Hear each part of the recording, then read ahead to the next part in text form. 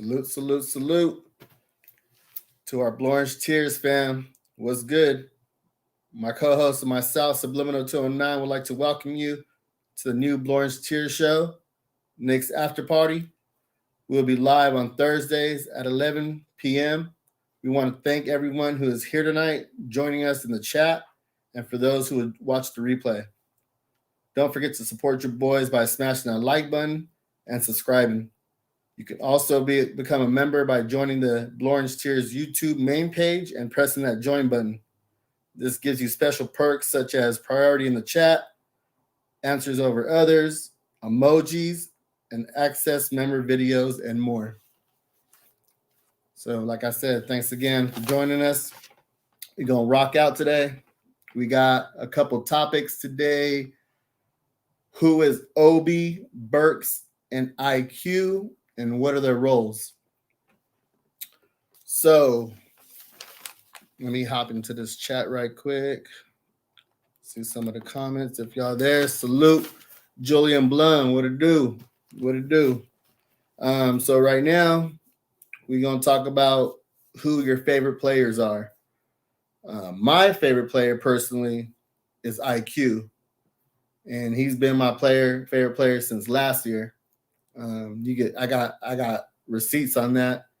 You can watch the video I did along with Uncle Freezy, and it was during the first Magic game, and I said it right then and there that he was my favorite player. You know what I'm saying, he broke the record for the first 100 free throw attempts made. It was 94, and when he was on the court with the first time with Lemon Pepper Lou, he dialed him up real quick and let him know that, hey, you're my favorite player.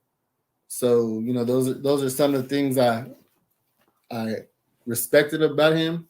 And another thing is, when he gets fouled, he's not one of those players who just throws his hands up, complaining to the refs right then and there. Last one to trail on defense.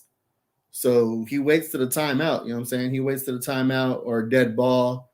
Somebody's at the free throw line shooting their free throws, and then he'll go and talk to the ref and be like, yo, what did I do wrong? Or he tries to pick their brain and try to figure out what he could do to get the calls, So off the jump, I was like, oh, okay. You know what I'm saying? Like that's my guy right there. Because you don't even see vets doing stuff like that. You see a lot of, and for a rook, I like that poise about him and how smart he was or is, you know what I'm saying? So it's not just that. So I see a lot of people in the chat. Rafael, Elias Diaz, what it do? Real King, what it do? Yeah, let me know who your guys' favorite players are. You know what I'm saying? So that's just kind of one of the things I wanted to talk about. And even Tibbs mentioned it. Tibbs mentioned he wanted to draft IQ. You know what I'm saying? When the draft was going on, and he had called Worldwide West and let him know, yeah, we gotta look at this cat and see what he's all about, because he's catching my attention. So y'all can see back there. That's I got that quickly jersey. That's my guy right there. And yeah, things like that. Things like that. It's what made me look at him as he's going to be something special. And he's a big shot taker and a big shot maker. You know what I'm saying? So that's another thing. The lights in New York aren't too bright for him, so he's ready for the stage. You know what I'm saying? He's ready to take on, you know what I'm saying, whatever comes to him. You know what I'm saying? So what do you guys think IQ's go-to move is? Let me see. For me, his go-to move last year was that floater. You know what I'm saying? He'd get into the paint, and sometimes he wouldn't even have to get into the paint. A couple times I've seen him throw a floater from the charity stripe, and I was like, man, where's your jumper at? Where's the midi at?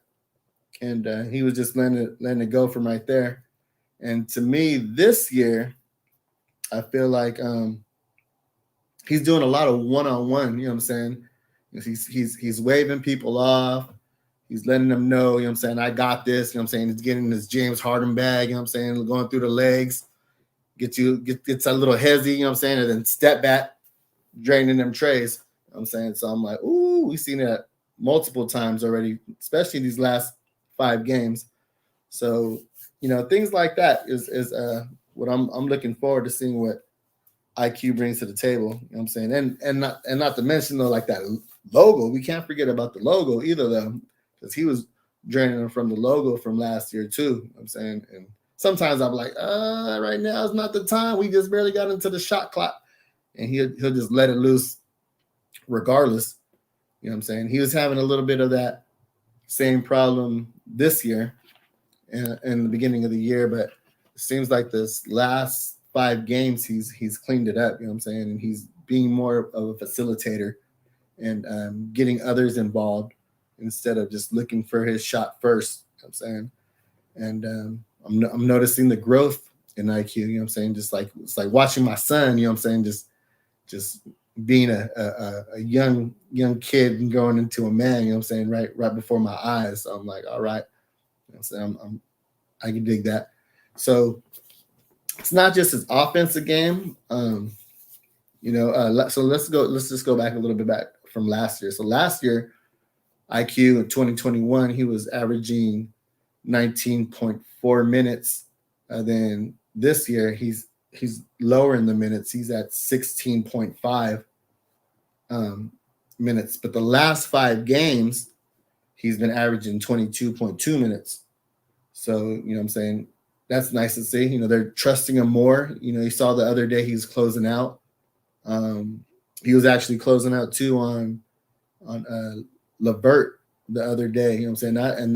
That's a taller guy, bigger guy. And, he had mentioned that before, that he's building that strength, you know what I'm saying, to be able to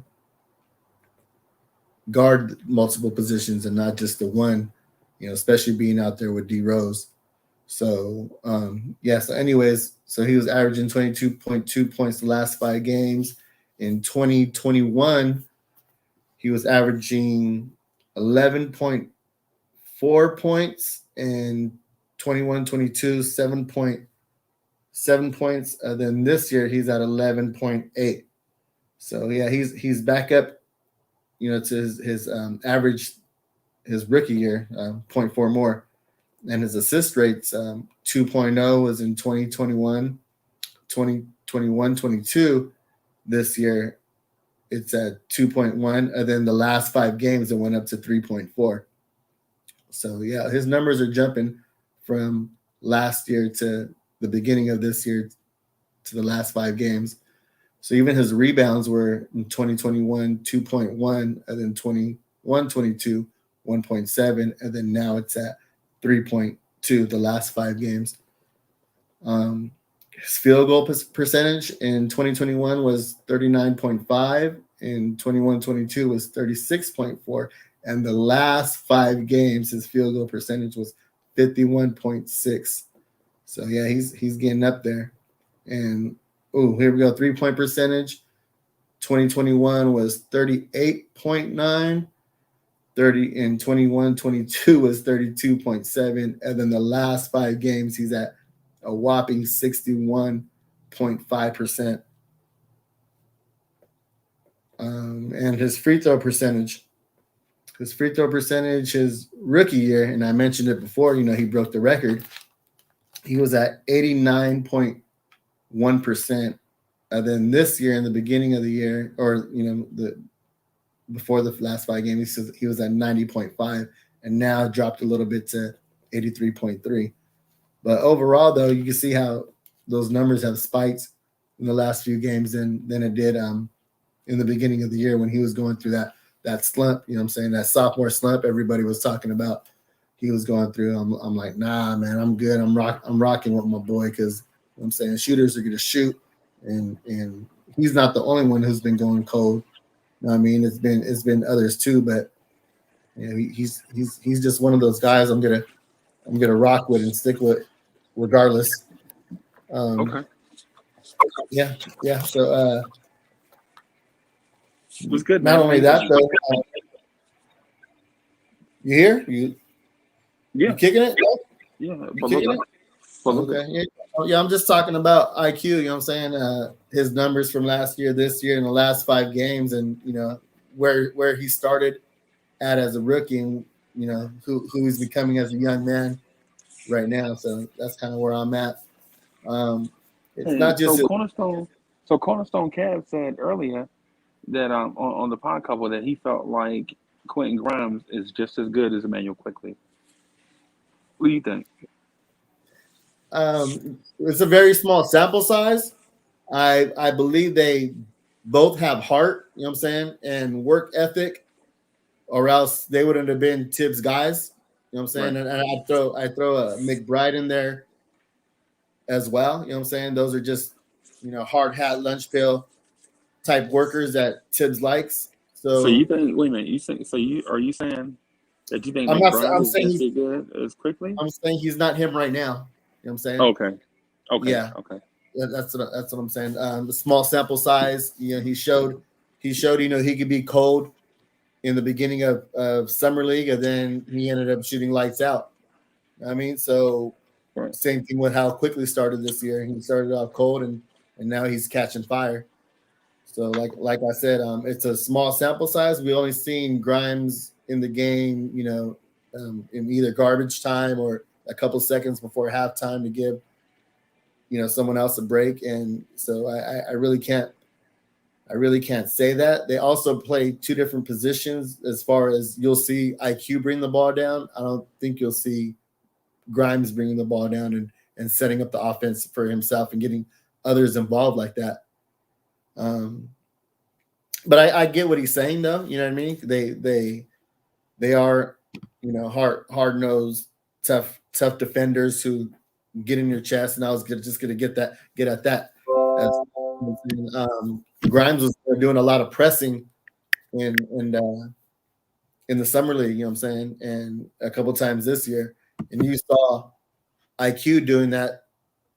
Also, he was doing that against the Pacers. He was going 94 feet, pressing against McConnell and giving him a difficult time.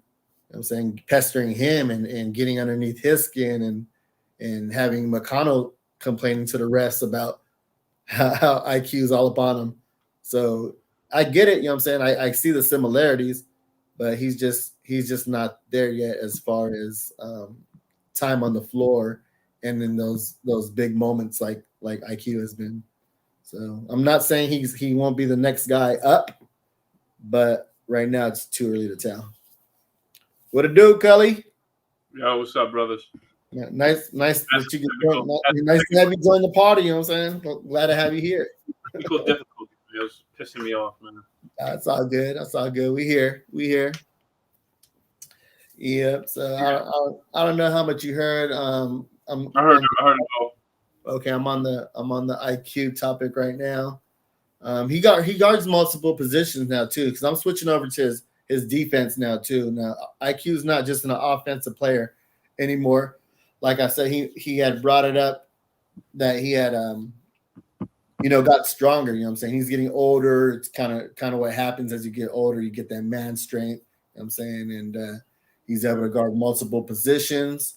Um, he's really orchestrating the defense when he's out there. You see him pointing and telling even a veteran like Rose. You know what I'm saying? He's letting Rose know, hey.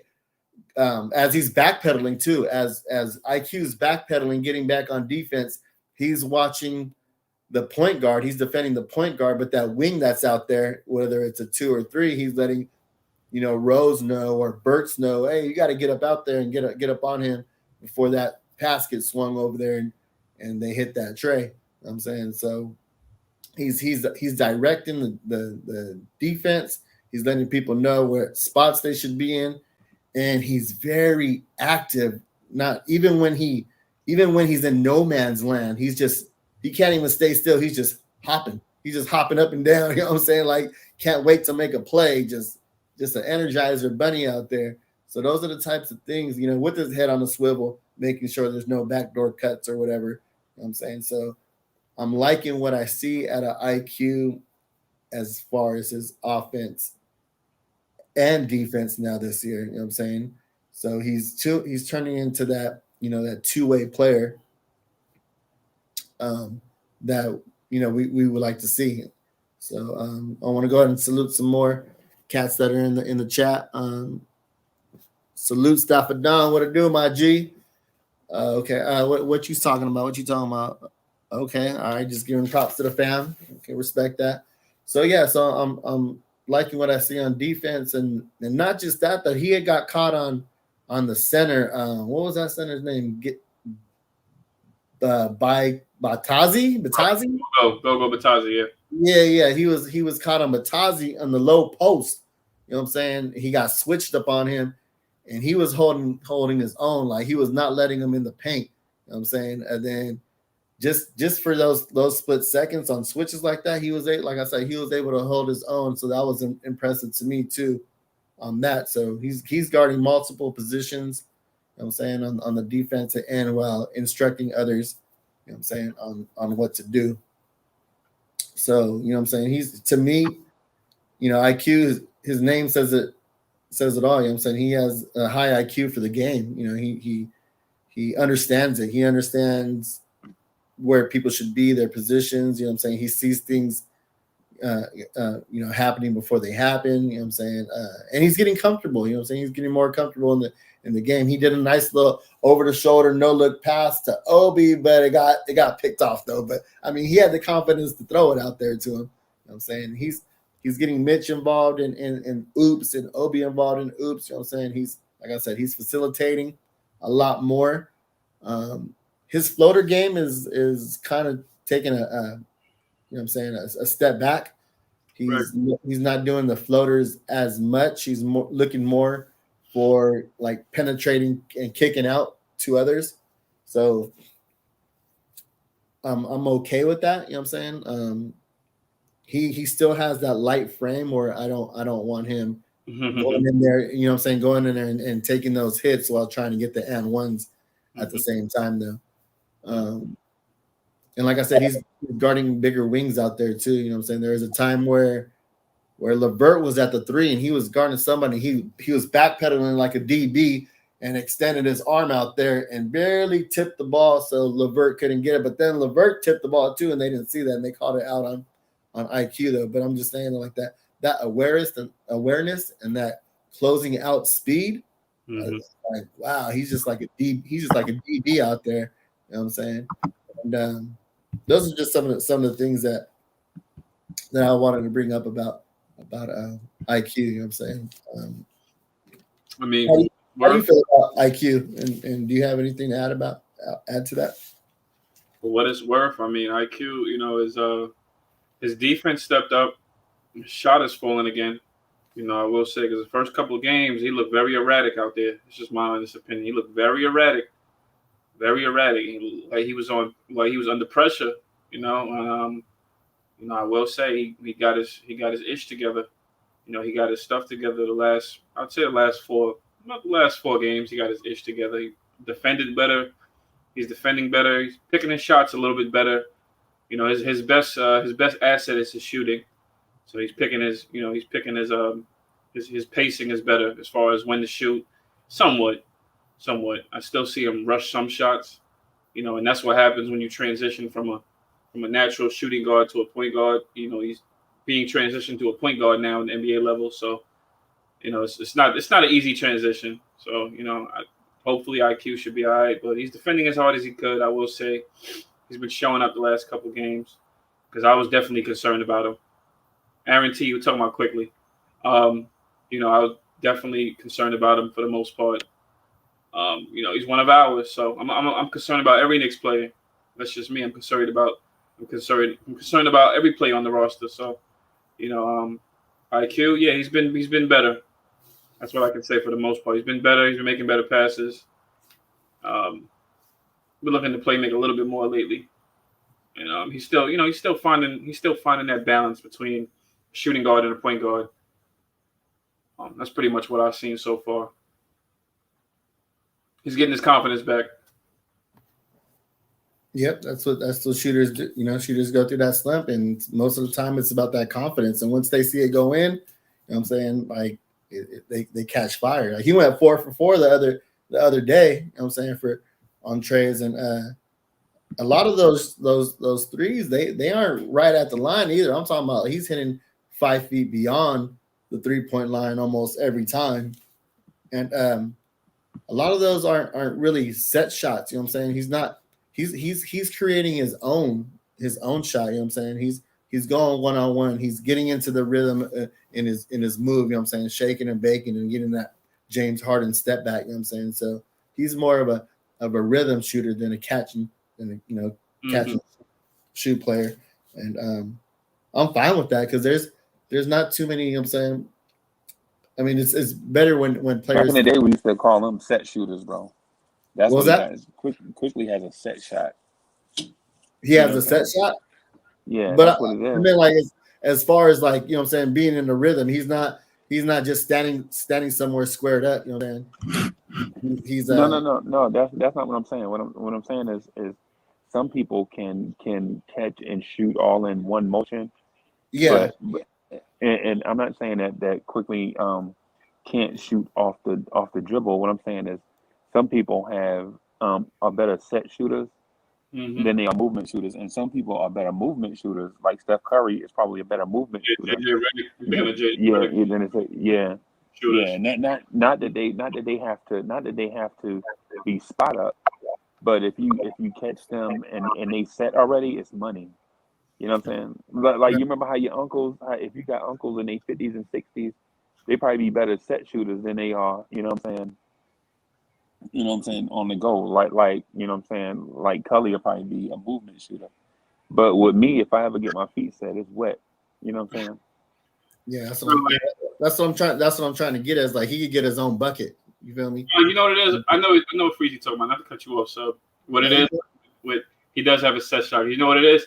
He'll create space, and then when he shoots it, you could tell it's like when he shoots it, it's like he shoots it in his normal form. Like, but he can't take the dribble pull up like a Curry and a JJ Redick can, and like the shooters, like the pure. You got guys that are just pure shooters. JJ Redick, Bertrand's, guys that could just Kyle Korver. They take one dribble and just boom. Or they come around the screen and just as soon as they come around the screen, that curl, they just let it go. And it's just Quickly doesn't even do that yet. He's more of a spot up set. But I know what he means though. But go ahead. My fault. Go ahead. That's why I went with James Harden. That's why I went with the James Harden. You know what I'm saying? Where he's dribbling through the legs. You know what I'm saying? And then he creates that separation and gets that step back and then pops it. You know what I'm saying?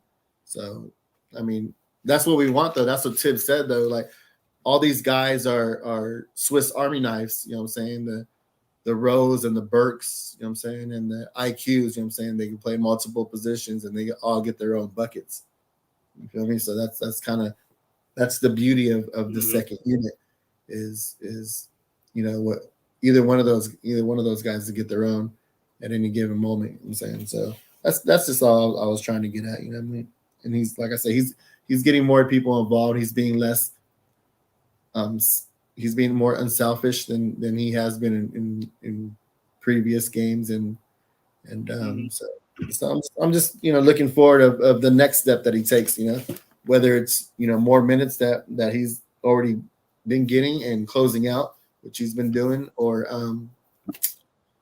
he may be that future point guard that we need, because you saw the other day when he was in the game with Randall.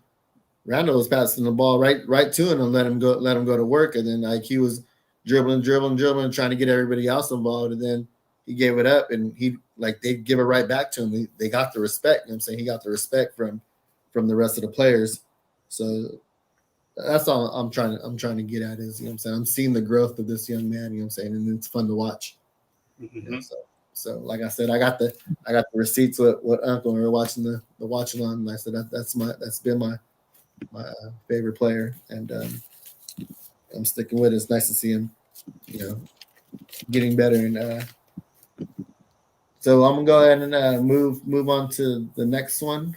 Do you want to add? Do you want to go ahead and take us to the next time? Next question, y'all, for the chat. My man Sub and Freezy if he sticks around.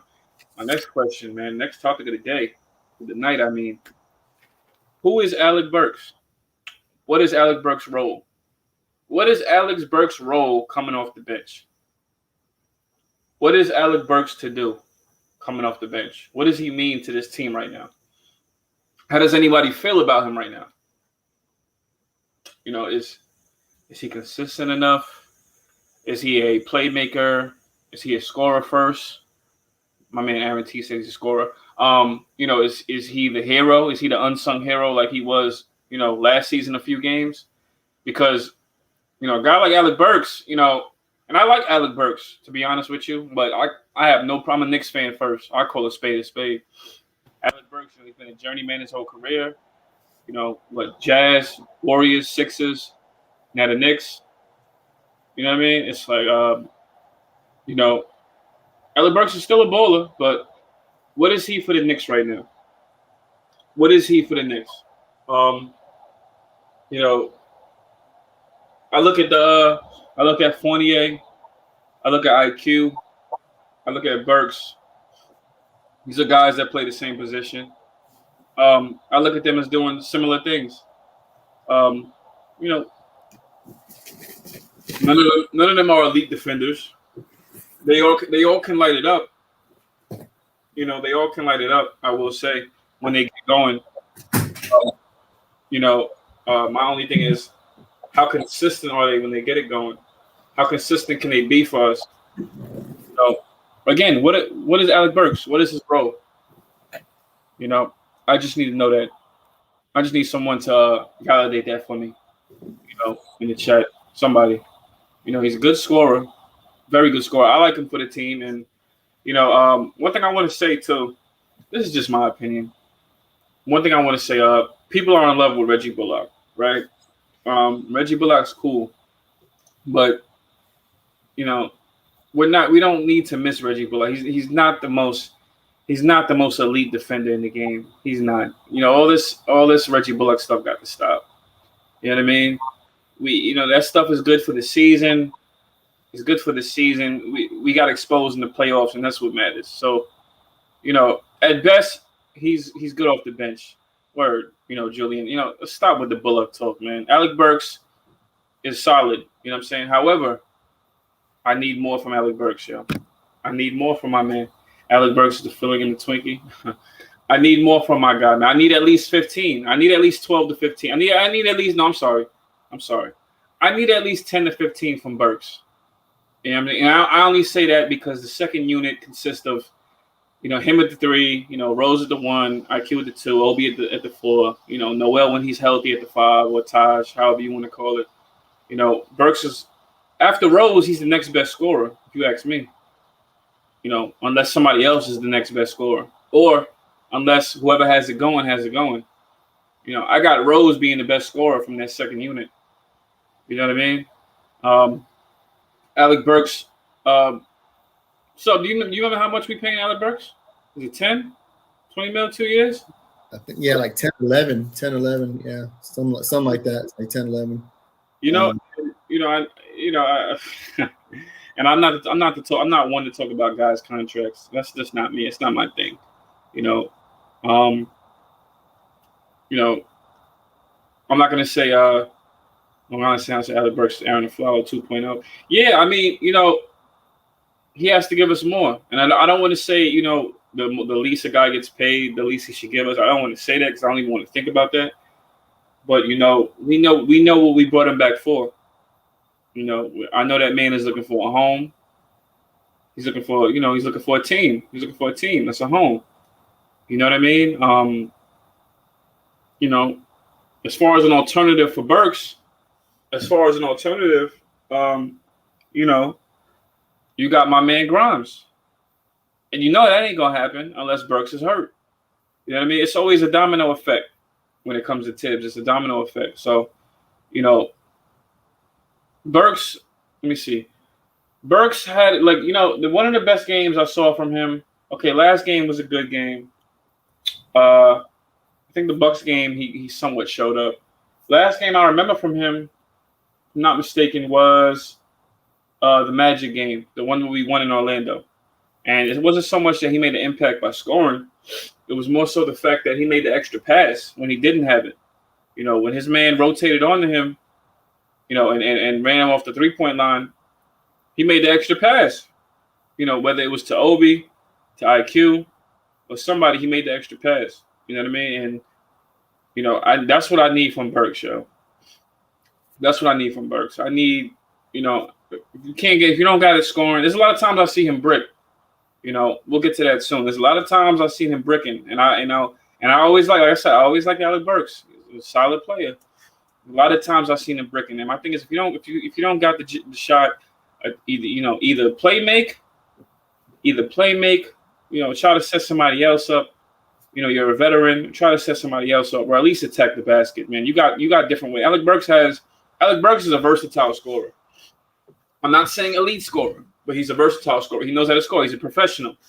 He knows how to get past guys. He has the craftiness to do it. He has the handle to do it. I need more from him. I don't know if he's still I don't know if he's still hurt. I don't know if it's still slowing him down a bit. He has to get his legs back into it. I remember he was hurt at the beginning of the season for some time. That was the case last season, and then he's been, he was healthy ever since for last season once he came back after that Sixers game last season. But, I'm just wondering what it is with Burks, yo. I like the guy. However, if the Knicks continue to lose, I'm just gonna call a spade a spade. If the Knicks continue to lose, which I don't think we will, but hypothetically, if Burks is someone that can get packaged, he is not untouchable. Not many guys on his team are untouchable. That's one of the guys that can get thrown in there. You know what I mean? That's all I'm saying. That's a guy that can get thrown in there. Alec Burks he's not a bad player. He can help another team. If he can't help the Knicks, he can help another team. Maybe he's asked to do a little too much for the Knicks than he would on any other team, on any other contending team. I don't know. I'm just calling a spade a spade. I watch basketball. I see teams. I see teams make marginal moves all the time. I see them add pieces all the time. It's little pieces like that, little pieces, little trades like that. It's just one guy can make a difference. You know what I mean?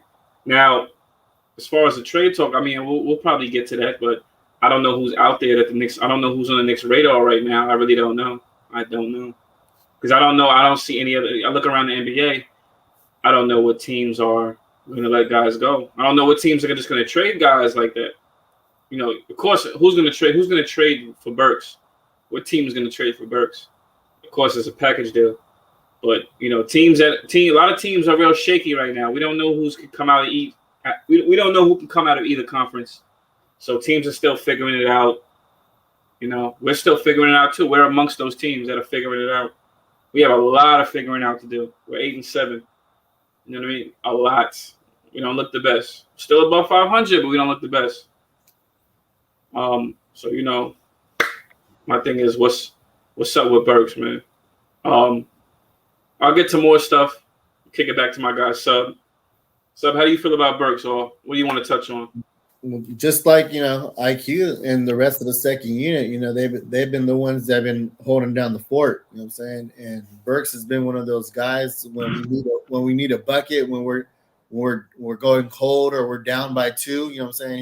He'll hit that 3. There's been a couple of times where I've been sitting here watching the game. I'm like, oh man, we need a 3, and then sure enough, Burks, you know what I'm saying, hits a 3, or that nice little Jordan-esque up and under, you know what I'm saying? He faked it up and went under a Mobama and then laid it off the back of the glass with a little English on it. I was like, ooh, I had to rewind that a couple times to watch that one though. So he's always good for a highlight play when we need it. And his defense has picked up a lot too as of lately, as far as, you know what I'm saying, guarding one of the best wings out there with the second unit. And like I said, Tibbs has been trusting him a lot more lately, where I think he played like 14 minutes straight, you know what I'm saying, in the last game, where he was just gassed, you know what I'm saying? They had no choice but to take him out, you know what I'm saying? So yeah, I'm okay with the way Burks is playing, you know what I'm saying, because now they're finally clicking on all cylinders, whereas before the whole second unit was cold, and then the first unit was carrying the team. And now it just seemed like the roles have reversed, and everybody's clicking on the second unit so much that Tibbs is forced to play some of them towards the end of the game.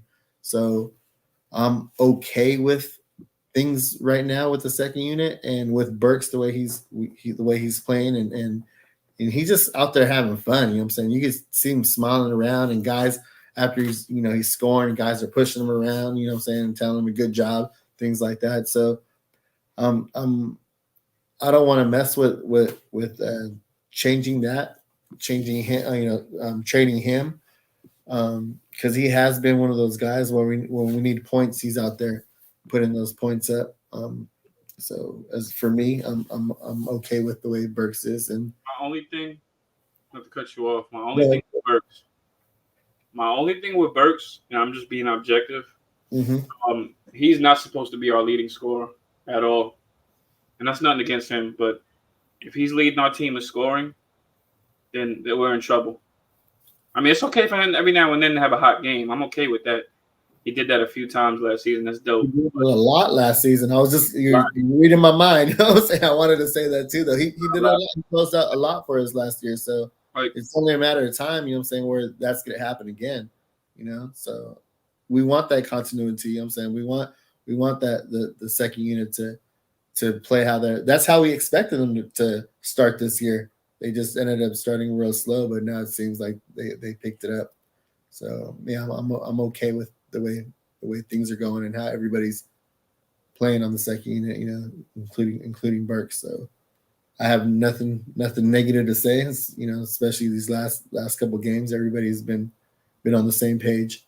So a lot of sharing and a lot of caring on the floor with those guys. There's no egos, with Burks, Rose, and IQ, and that's why I feel like they're able to just play their game, you know what I'm saying, and be able to share the ball because they know that they're going to get it back, and they're not just going to be standing around watching one person go to work, you know what I'm saying, or running back, you know what I'm saying, running back, and you're doing your job guarding this guy, and then you're just running back, getting your steps in, and 2 minutes has gone by, and you never even touched the ball.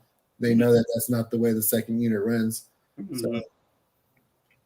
So yeah, I'm okay with how things are going right now. And that's pretty much what I have to add to Burks. And yeah, I like Burks, man. We can't depend on him to go off. There's a lot of guys that we shouldn't depend on. So, I'm okay with him rising to the occasion. Well, that's a lot of games, like I said, like he did last year, this year too. But let's not depend on Burks, to carry us home, man. That's one thing I will say. Let's not depend on it. Let's not depend on 20 points from Burks. I mean, 20 points is cool for Burks, but it's not dependent on it every night. I'm okay. Like I said, I'm okay with 10 to 15. I'm okay with him hitting some threes, getting some buckets, getting some little in between buckets. I'm okay with that. He's a scorer. He's been like that his whole career. I remember. Yeah.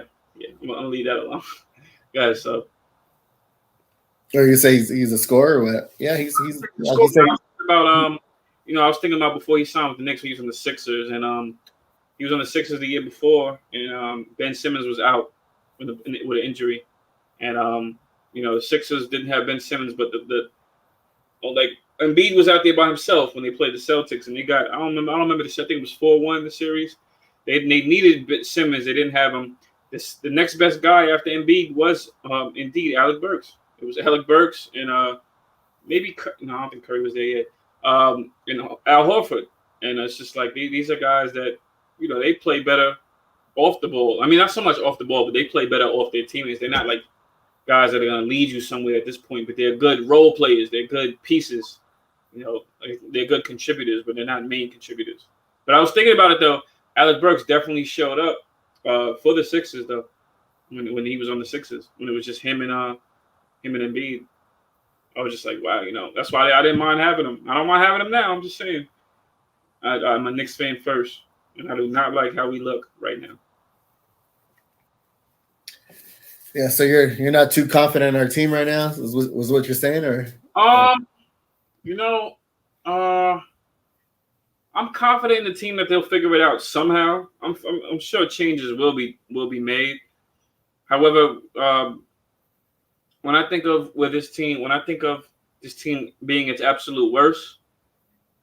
When I think of this team being its absolute worst, it's real bad. I think of previous years as a Knicks fan. I think of too many bad years. I think of the year. I actually think of the year when we had Linsanity. I think of that. Like I think of the season being rocky up until like a Linsanity moment happens where we just go on a win streak and it's just insane. I just think of something like that. Something just lit in New York, man. That's what I think of. Yeah, well, didn't we go on an 8-win streak last year though to kind of get us going? Last year I think it was 9. It was 9. Okay, I think it was 9. Yeah. Yeah, but that's what I'm saying. Yeah, we got it in us with both our first unit and our second unit. We just gotta be clicking on all cylinders. You know what I'm saying? As far as, and it just seems like when one person's going, the other person's not. You know what I'm saying? And when the offense is going, the defense isn't. So, I mean, we're still over 500 right now. You know what I mean, we haven't even gone through 20 games. You know what I'm saying? We still have, till the 15th of December to start trading. So I mean, right now, I mean, I'm okay with how things are. I did expect us to, be a little, have a little more wins and beat those teams that we're supposed to beat, and also beat those teams that we weren't supposed to beat. But overall things are kind of, going the way. I mean, not too bad. So I'm not really too worried about pressing that panic button yet. You know what I mean? And if there is a trade to be made, then so be it. But yeah, I'm not really trying to. Go ahead. I think is with the trade. You want to get to that? You want to get to that trade talk now, or you want to wait till after? We can wait till after. We can wait till after. Okay. Yeah. Is there any questions you want to answer from the chat? I'm saying that you haven't seen, or you've been. No, not really. I see guys, speaking their opinions. I mean, Aaron T said we're a strong 8th seed. We look at a playing tournament team. I can't disagree with him. We do. Yeah. Well, I seen us. All I said was before the year even started that we were gonna make the playoffs and hopefully get out of the first round. You know what I'm saying? That's where my expectations were from looking at the roster and the changes that we made. You know what I'm saying? With everybody else getting better and the East getting a lot stronger, you know what I'm saying? And us making minimal moves, you know what I mean? Right. But they weren't also big moves that were gonna handicap us. We weren't, because if you look at it, a lot of those, those point guards that was one of the biggest needs. That's always been one of the biggest needs. That's just been my frustration with being a Knicks fan, that, what I'm saying, and playing the point myself, that I've always, wanted a good point guard, but they just got overpaid, you know what I'm saying? And not only that though, you can have the money like we had the money, but players gotta want to come to the Knicks too. You can't just throw them the bag and expect them just to sign because the money's there. You know what I'm saying? Mm-hmm. Some guys want to go home. You know what I'm saying? Some guys want to be around players they're familiar with. You know what I'm saying? We've just had such a bad rap for so many years from the front office and you know what I'm saying? And that we're trying to clean that up. We're trying to erase all those negativity, things that we had against us all those years, and we're moving in the right direction. But center, like everyone's, a lot of people are saying we should have got JaVale McGee, or we should have got Dwight Howard. Those guys went to contenders. You know what I'm saying? Those guys went back to the Lakers, who's a champion last year. The other JaVale McGee went to the Phoenix Suns, who was in the you know what I'm saying, in the finals and stuff like that. We're still building, you know what I'm saying? We're still trying. We haven't made the playoffs since 2013, you know what I'm saying?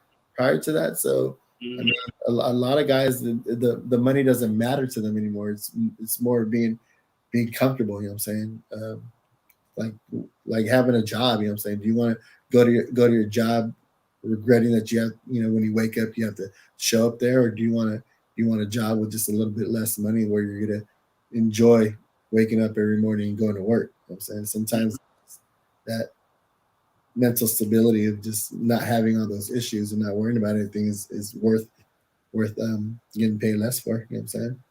And not having that burden on you. You know what I'm saying? Not having the bright lights. You know, like they say that the New York jersey is the heaviest jersey to wear, and it's not for everybody. You know what I'm saying? It's not for everybody. So,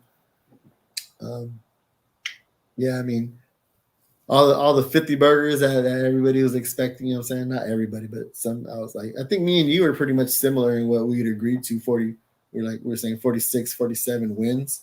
You know what I'm saying? I had 46, 47. Yeah, that's about. Yeah, and I was with you on that. You know what I mean? I still got it, but you still feel that way? I still got it. I'm always standing on what I say. I'm still got it. I just got to see the Knicks, do better. That's all. Yeah. Panic button. No panic button right now. But No. All right. So I wanted to go into Obi. You know what I mean? And from his rookie year, and prior to that, who is Obi? Obi's a 23-year-old, you know what I'm saying, who was in the second year with the New York Knicks, you know what I'm saying. Prior to that, he had spent 3 years at Dayton, and he redshirted his first year, you know what I'm saying, and he received a lot of awards through 2020, like National Player of the Year, and consensus first team All-American, and the Karl Malone Award, Atlantic 10 Player of the Year, and two-time first team at All-Atlantic 10, 19 and 20. Those are some of the reasons why New York, Knicks chose to select him with the 8th pick in the NBA draft, along with allegedly, remember, us trying to shop Julius Randle, for a chopped cheese and a quart of water,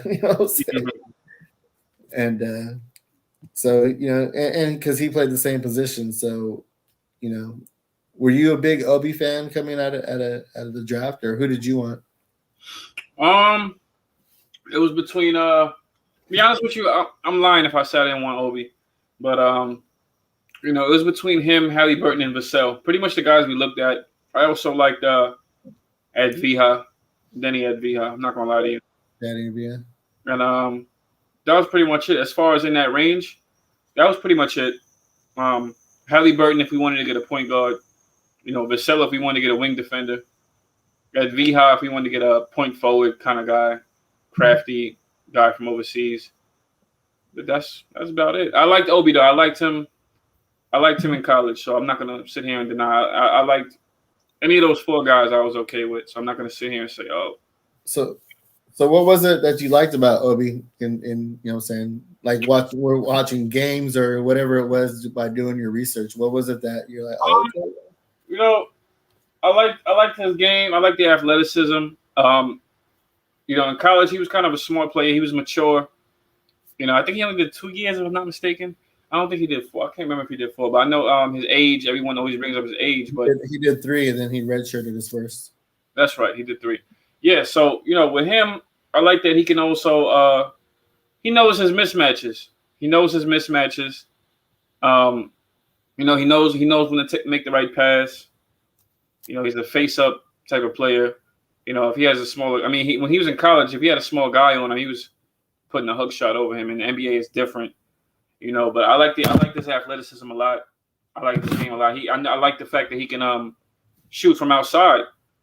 I like the fact that he can shoot from outside. I think that's what I liked about him the most. Him shooting from outside and having that take you off the dribble kind of game, which is kind of like, it looks like this season is kind of starting to translate. Him taking you off the dribble, may hit you with a spin move. His finishing is better.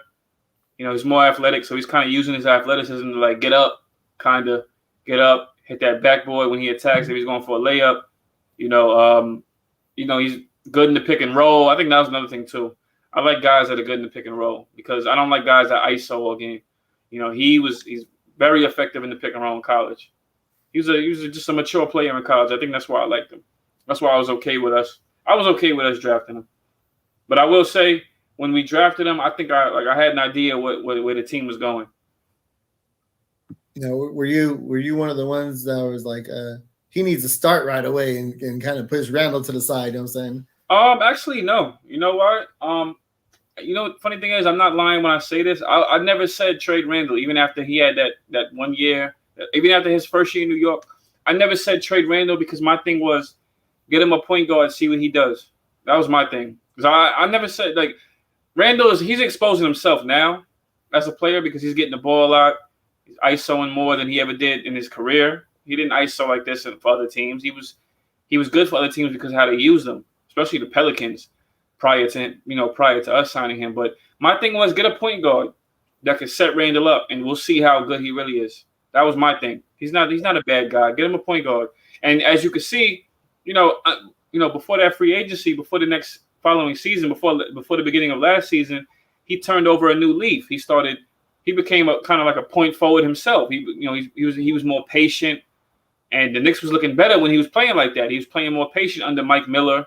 Mike Miller kind of like had him, playing a little more patient, being more selective with his shots, and that's when Julius looked his best.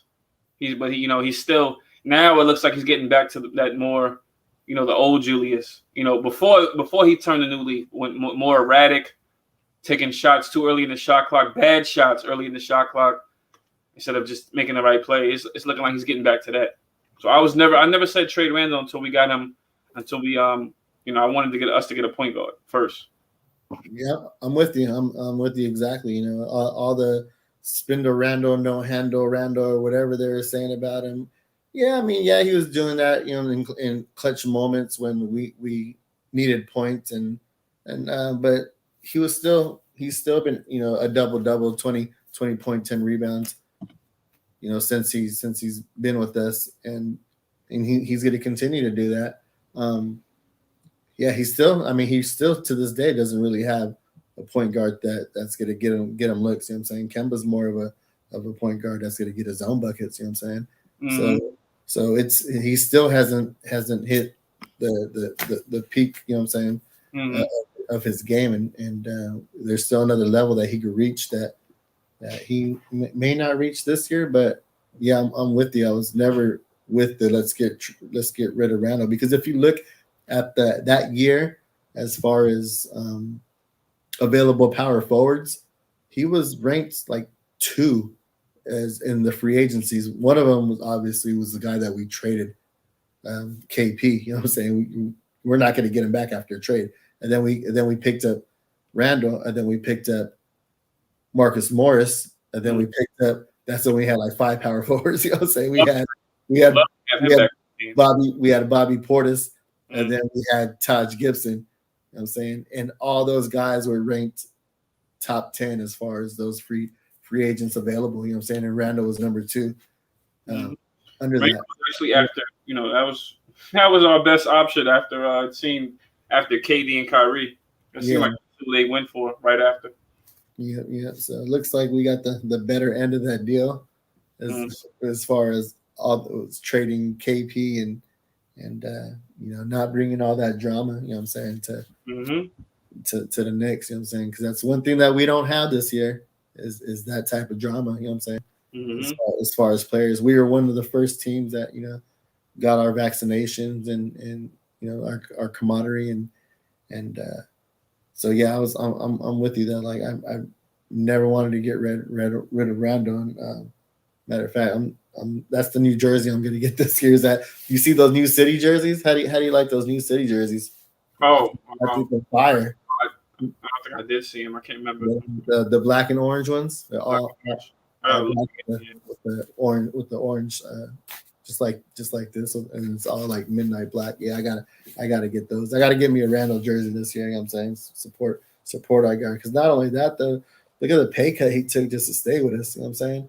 Mm-hmm. Like nobody does that. You know what I'm saying? Melo didn't. You know what I'm saying? Wouldn't do that. You know what I'm saying? Like so there's not too many guys out there that's trying to put the team first and bring in players. Usually when players are looking for that contract, they're looking for the max they could get. You know what I'm saying, and he was willing to take that and to join us. You know what I'm saying? He was one of the first guys to join us. You know what I'm saying? So he was the first guy. You know what I'm saying? Matter of fact, after like you said, after we we didn't sign Kyrie or KD. You know what I'm saying? They flew straight over there and made that deal happen. You know what I'm saying? And since then, you know what I'm saying, he's been rocking with us since. So I'm not one to turn my back on, you know what I'm saying, on someone who wants to be here, because there hasn't been too many guys that been wanting to be here in previous years. You know what I'm saying? Just like it seems Fournier does too. I mean, like Fournier, it seems like he wants to be here. You know, he may not be playing like it according to everyone else, but he says he was always his dream to play for us. So a guy that wants to be here, I'm not interested in trading a guy that wants to be here. Yeah, but you got to show me too that like talk is cheap. You feel like you can't just say, yeah, I want to be here, then stink up the joint. You know what I'm saying? Right. Yeah, you gotta whatever mistakes you're making, you gotta correct them. You know what I'm saying? And because he was doing that in the beginning of the year. You know, he was creating his own shot, taking people off the bounce. You know what I'm saying? Dishing it out to Randall, and sometimes you just forget that he's even on the floor. You know what I'm saying? Like he just disappears into thin air, and you're like, okay, and then, oh yeah, there he is. You know what I'm saying? He's not really doing too much out there. He looks so good in that two-man game with Randall. He looks so great in the two-man game with Randall. I just don't know why they just don't run that all the time, much as they could. I mean, of course it would get predictable if they did, but just run it, man. Just run it. Trick the defense. Don't ISO. ISO is not working for us. We don't have guys that can really ISO the best right now. Let's just play team ball, man. Move the ball. Yeah, he just went into a little bit of selfish mode. Like, come on, man. If you're not, the first couple threes don't go down, why are you still chucking them up, though? You know what I'm saying? Mm-hmm. He was just out there just forcing it. You know what I'm saying, forcing it. And then when it came down to the wire, you know what I'm saying, like, that substitution, you know what I'm saying, that substitution where they threw him back when they took Obi out the game and put Randall back in the game, ice cold. I'm like, what is he doing? Why are you doing that for? But yeah, I just want to get back to Toppin though, because we kind of got a little sidetracked. You know what I'm saying? So Toppin's 2021. You know what I mean? He was his numbers in 2021. He was averaging 11 minutes his rookie year, and this year he's up to 14.8, and points 4.1 his rookie year, and he's up to 7.6. Rebounds 2.2 his first year, then 3.2 this year, then assists 0.5 to this year 1.1. His field goal percentage his rookie year was 49.8, and this year is 55.9. And his 3-point percentage was at 30.6, and now it was at 11.8, but I didn't update it to yesterday's game because he did hit those 2 threes when everybody else couldn't hit threes.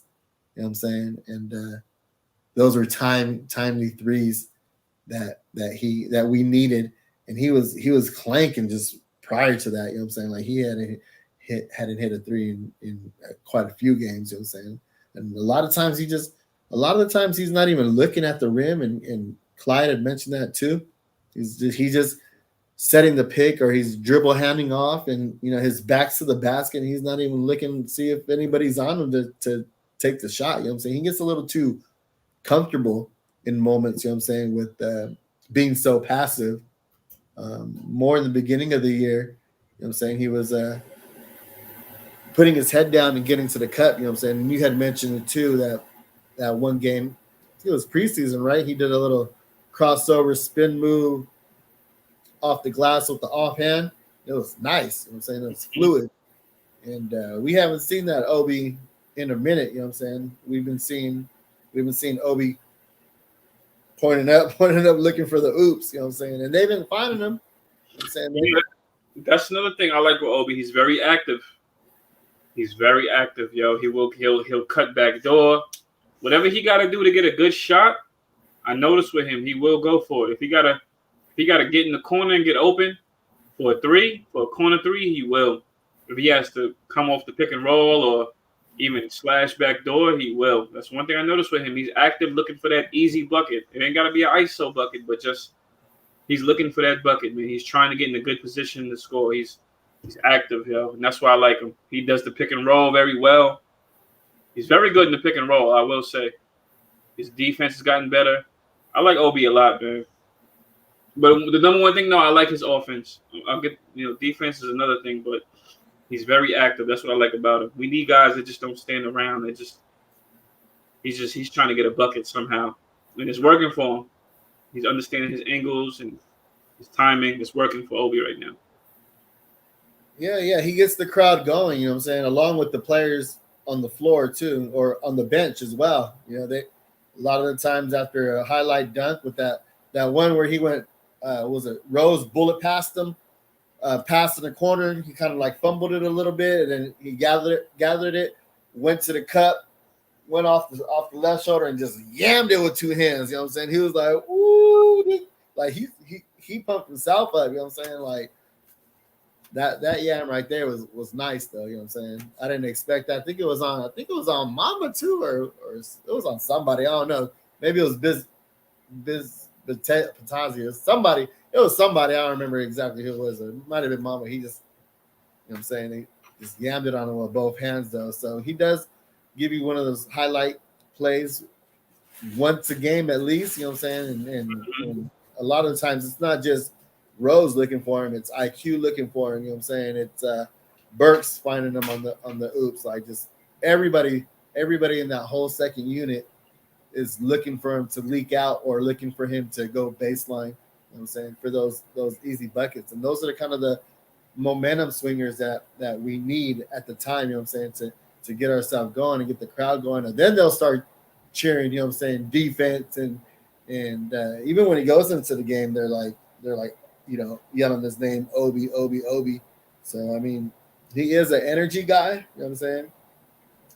And he gets past his man's easy, you know what I'm saying, when they're guarding him, you know what I'm saying, one-on-one, he's able to get that first step past, you know what I'm saying, past them. He just needs to finish better once he gets to the cup. It's like he's too light in the air, you know what I'm saying, where they're able to push him off his path to the cup, you know what I'm saying, and then he tries to do a little finesse and Dr. J finger roll it, you know what I'm saying, instead of just yamming it on him, you know what I'm saying. They just kind of like push him off the course, you know what I'm saying. So that's something he needs to do better at is finishing once he gets there, you know what I'm saying. And making his free throws, you know what I'm saying. Like I just brought up right now, he's at 67.7% at free throw percentage. So when you're not finishing at the cup, see those free throws, because those free throws are killing us right now. You know what I mean? Like every point counts when it's coming down to crunch time. So that's kind of what I wanted to get at with Obi though. But yeah, he brings a lot of energy. You know what I'm saying? His athleticism is just off the charts. Something we haven't had in a while. You know what I'm saying? It's just, freak athleticism. Yeah, like you mentioned too, he's being used more in the pick and roll. And and when he gets a head start, you know what I'm saying, when he's on that 3-point line on the arc, and he kind of just gets that running start, then goes through a pick, and then he'll start pointing up, and they'll catch him on those oops too, though. So any easy baskets around the rim, you know what I'm saying, is where his bread and butter is. You know what I'm saying, and since his shots haven't been falling as of late, he's been doing that a lot more, and they've been finding him. So it's just it's nice to see that they're trusting him, because his rookie year he was doing that a lot, and they weren't even throwing it to him. You know what I'm saying? They weren't even trying to get to him. So do you feel like they were doing that because they were giving him the rookie treatment, or they just weren't used to seeing that type of player on the court at the time? I think it's a little of both, because I always give somebody the benefit of the doubt. I think it's a little bit of both. It could be the rookie treatment. However, I can't say that, because when we traded for Rose, as soon as Rose got here, he was looking for Obi, in the second unit. He was looking for him in the pick and roll. He was looking for him a lot when he first got here in that Heat game. when we played the Heat in Miami. He was looking for him, so I can't even say that. I can't say that as rookie treatment. Maybe from Alec Burks, maybe I don't know, but yeah, I think so. Just not having someone they're not used to it. I think they're getting used to it, and I think that's why he's getting his buckets. He leaks out, he leaks out pretty good, leaks out pretty fast on the fast break. He's young, and and that's how the game is going. The game is going is very up tempo now, and he's pretty much playing the modern game. He's playing the modern game and what it is. He's out. He's out. He's raising his hand. He's telling you just throw it up. Just throw it up. Just get that easy bucket and let's get back on defense instead of letting the team set up. Instead of letting the defense set up, just throw it up, man. I'll catch it. He's athletic enough to catch it, and that's it. He's out. He's a face-up power forward. He's a modern-day power forward. So we have to utilize that. When he comes in, we got to utilize that. We have to utilize a guy going back door and slashing. We need finishing as much as we need everything else. As much as we need shooting and defense and things like that and slashing, we need athleticism on this team. So I like what Obi brings in that second unit. And then sometimes he'll try to blow by a guy. Sometimes he'll try to take a guy off the dribble. So I'm okay with it. As long as he's confident. As a Knicks fan, I'm confident in him. I got nothing bad to say about Obi right now. I see a lot better from his rookie year. Yeah, and I think that was a lot on, not to cut you off, but I think that was a lot on Tibbs last year. You know what I'm saying? Because I can hear him from the TV yelling so loud with the mask on, saying "Yo, Obi, Obi, Obi." You know what I'm saying? And that wouldn't allow him to get in his groove, because every little thing he did wrong, Tibbs would just pull him out. You know what I'm saying? Right away, and just take him out the game. And how can you get a flow of the game with and you know what I'm saying, have that in the back of your mind that I better not make a mistake, you know what I'm saying, because he's gonna take me out the game. You know what I'm saying? Now this year he's yelling back at him like, why are you taking me out the game for? Like, so for me, I think that shows a lot of your character, to be able to just take your lumps and not crack under pressure or by Tibbs, getting at you like that. You know what I'm saying? Like other players on the team, such as, Kevin Knox and whatnot. You know what I'm saying? Because he's one of those players where, he's just buried on the bench now because he wasn't able to take critical, the criticism and be able to get back on the floor and learn from your mistakes. You know what I'm saying? Like, so, yeah, so moving forward, this year, like I was saying, Obi's just, getting those transition buckets. You mentioned it too. He's very fast in open court.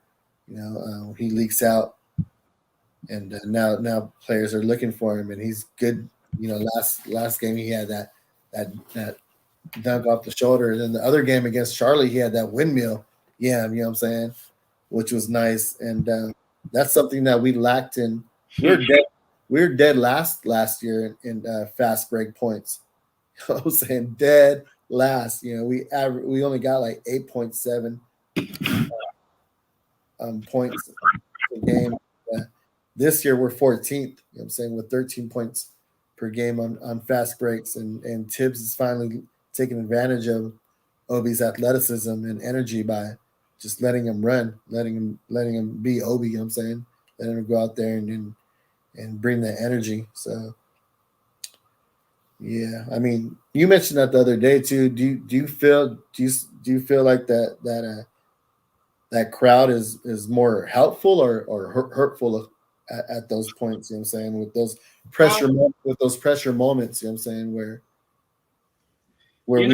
we need a bucket. You know what I'm saying, and the crowd's going and the players are going and. Do you think that just adds to the pressure? Do you think the pressure is less at that time? I think it's how you're built. As far as for the guys on the team, I think it's just how you're built as a player.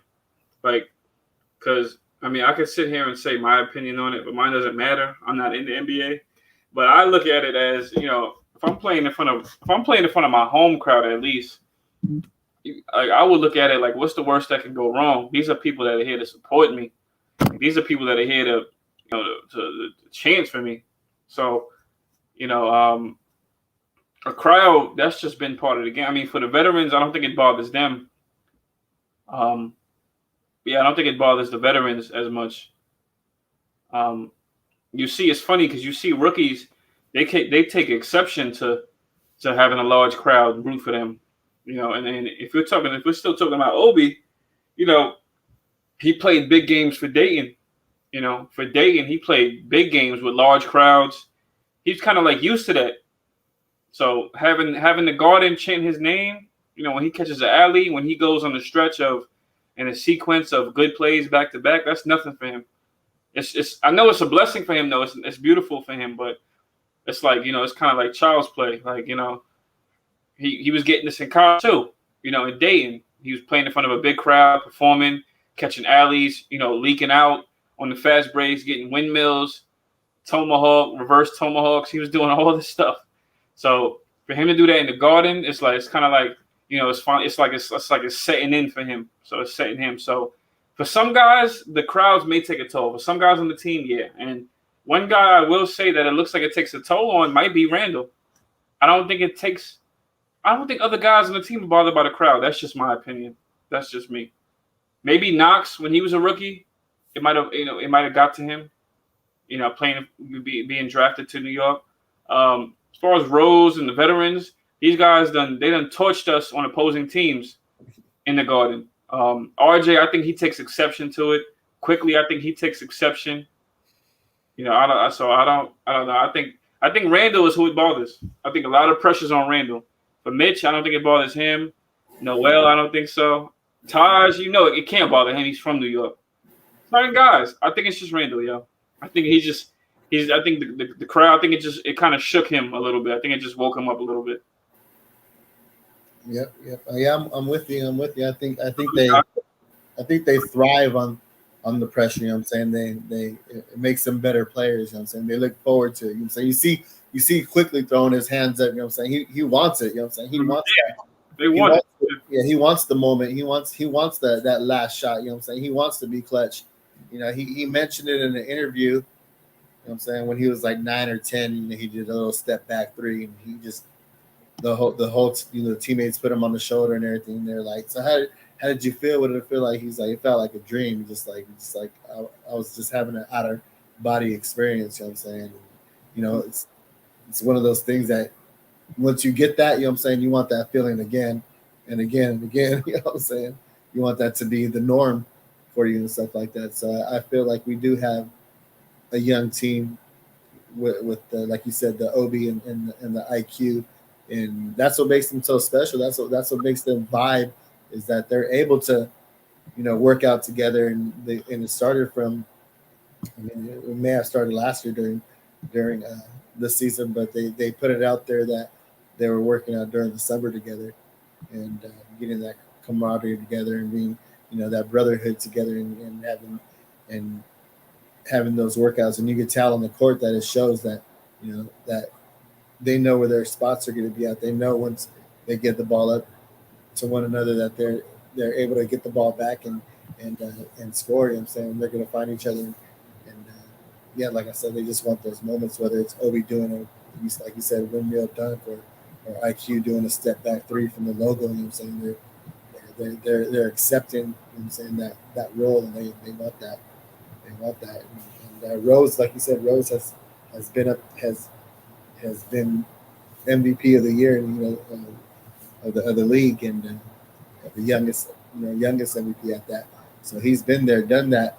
So he's another guy who's not going to shy away from the moment. You know what I'm saying, and he was actually the one that carried us last year through the playoffs. You know what I'm saying, he was willing to take on the team and carry the team when Randall wasn't able to perform. So yeah, I'm with you on that. We do have players that want to shine, you know what I'm saying, and Randall just needs to get along and go along with that role. And he may not be that closer, you know what I'm saying? Like, he may not be that guy, and that's fine, you know what I'm saying? Not everybody's meant to be the closer, you know what I'm saying? He can still average just 20 points a game and 10 rebounds, and just let somebody else be the closer. And I'm fine with that. He just needs to figure that out if that's going to be, his role or not. So yeah. You got anything else you want to add to that, or? I want to bring up our youngins, uh, Deuce. I'm sorry, the other guy we signed, Lucas Simonik. But I want to bring up Deuce being assigned to the G League. I just want to know how anybody feels about it. Me, I like Deuce. I like the draft pick. I haven't got to see him play yet in a meaningful game, Yeah. but you know what I mean. But I like Deuce. He's a good defender. He played last night in the G League against Long Island. Um, he looked good. He had 25 points, was it 9 rebounds, 5 assists, if I'm not mistaken. He had a very good game last night in his G League debut. You know, that game we got killed by Ricky Rubio. It's funny because I always listen to the commentary. Walt Frazier said, "Oh, Knicks have no answer for Rubio," as he drops his 37 points. You pretty much say that's 40, but Claude Frazier said that, and I thought to myself, I said, we might have an answer for him. He might be sitting on that bench, but it's not up to me. It's up to the coach. McBride might have been able to neutralize Rubio. We never know. I know he's a rookie. I know Rubio's a veteran, but still, we got a guy that could defend the backcourt. At least we think so. We don't know until he gets thrown out there to the Wolves. But we have a guy that has a wingspan to defend the backcourt. 1s, 2s, maybe some smaller 3s, like a Marcus Smart. He has the wingspan to do it. Eventually, he'll put on the NBA strength. We have a guy that maybe could do it, but we'll never know until our coach, who is a defensive coach, throws him in there. He has to throw him into the fire. So he's in the G League, and we're going to see what happens, We're going to see how that goes. I just want to know how everybody else feels about him being sent. Does anybody feel like it's a good move, or he should stay up here? He's definitely going to get called back up. He's NBA ready. He will get called back up, but he's getting some run. I understand that. I just, I'm okay with it. I like McBride. That's all I can say. I just want to know how anybody else feels about, my man getting sent down. Does it look like? I can't even ask this question. I was going to say, does it look like the Knicks need help defensively? But that's an obvious question, so I'm not going to ask that. I'm going to stay away from that. But the Knicks do need help defensively. That's just my opinion. As you can see, hence the games hence our record right now, hence our shooting percentages, all the above, et cetera, et cetera. Yeah. Does anybody else feel Grimes should go right behind McBride? Sims too? Anybody feel that way? Anybody feel Knox should go right behind him? Yeah, Knox should have been gone to the G League last year or the year before. But I'm just glad that they're finally utilizing the G League. You know what I'm saying? It just shows that he wasn't first off the bench. We saw Grimes in previous games would be the first wing off the bench before McBride.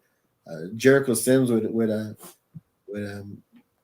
come off the bench just by default because of so many injuries that we've been going through with Mitch and Noel's. You know what I'm saying? So he was, he's the fourth center on the roster as far as the pecking order and whatnot. But I think it's good for McBride. I think if you're not going to use these young players, let them get some run in the G League. Let them build. The only way you're going to get better is by playing. You know what I'm saying? Going through those mistakes and learning from them. You know what I'm saying? And if you're going to cook these other players that are trying to make a name for themselves and get a roster spot themselves, and then why not? Why not? Jericho should be joining the G League soon because he's on that 2-way contract as well. So he'll have one of his teammates down there alongside of him. You know what I'm saying? He won't be down there alone.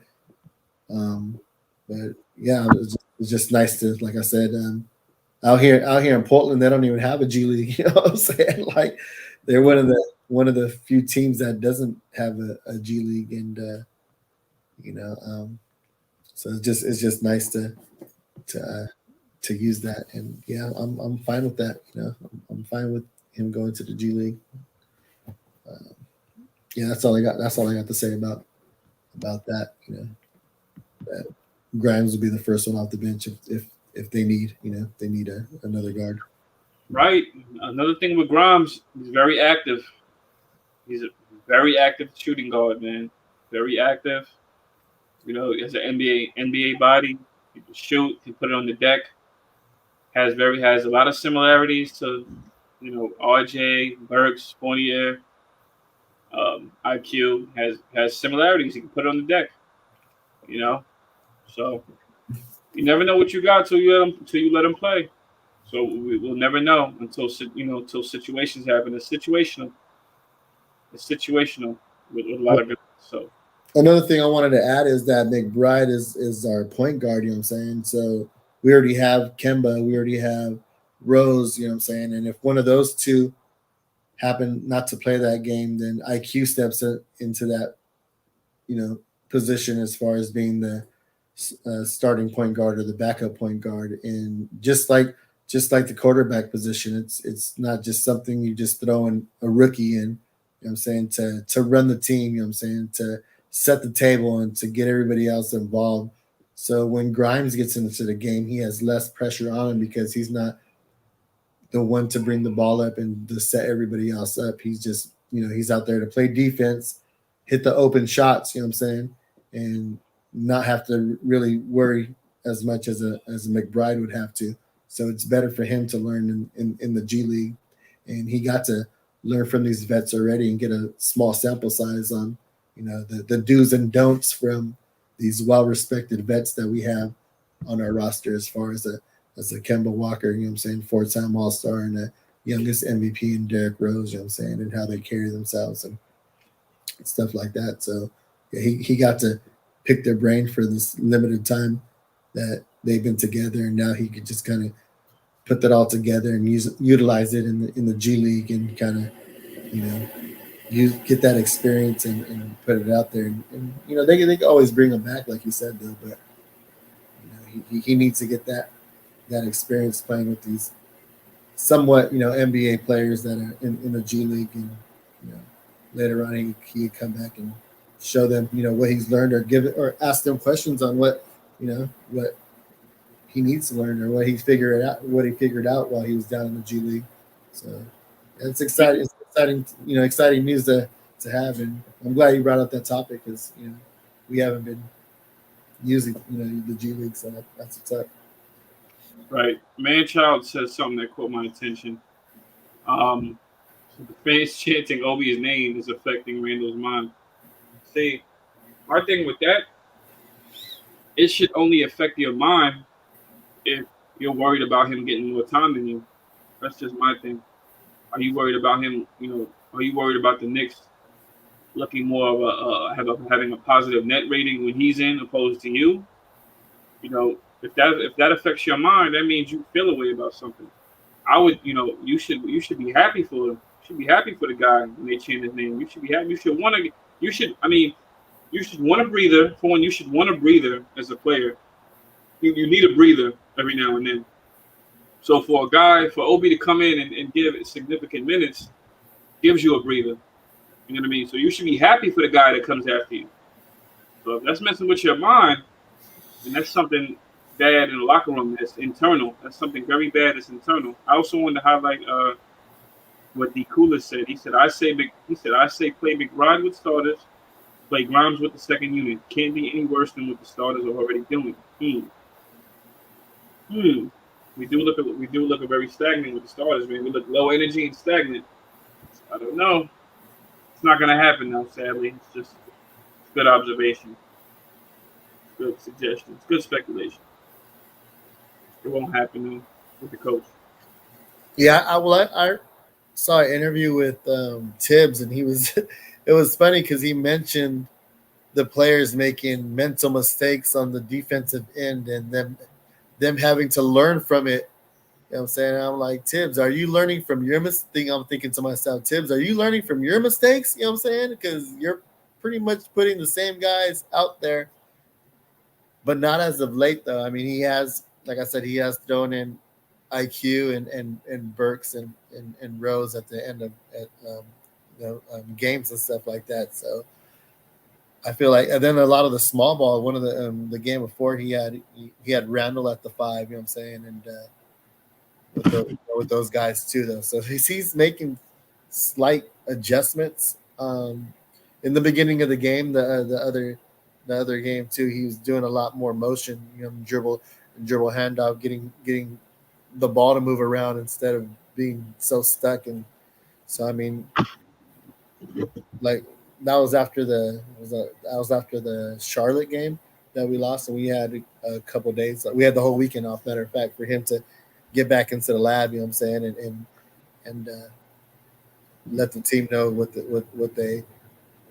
they were doing wrong, you know what I'm saying, what kind of adjustments to make though. But as far as in-game adjustments, he doesn't make too many in-game adjustments, you know what I'm saying. But I'm just surprised and nice to see that he is making adjustments and he is not stuck in his ways as much as we thought he was, you know what I'm saying. So I try to look at the positive things, you know what I'm saying, as far as the little things, the little things. You don't want to get too carried away and be like, oh, we're just going to take this person out the starting unit and we're going to mix up the whole second unit and start some of those guys, and that throws off the whole chemistry that we had since last year, So, I mean, and even if it's just adjustments as far as some starters getting less minutes, and second unit getting more minutes, just having a quicker trigger on when to pull guys, you know what I'm saying, and when to substitute guys, because it seems like it's the same pattern on substitutions as far as the end of the first quarter, whether it's 2 minutes left and you sneak a Rose in there for a Kemba, then you sneak a Burks in there, then 1 minute left, you slide IQ in there. You know what I'm saying? Why not pull them earlier when they're not going, you know what I'm saying? So we'll see if that happens. As far as like a big strategy change and a big substitution change, you know what I'm saying? I just don't see that happening. Right. Yeah.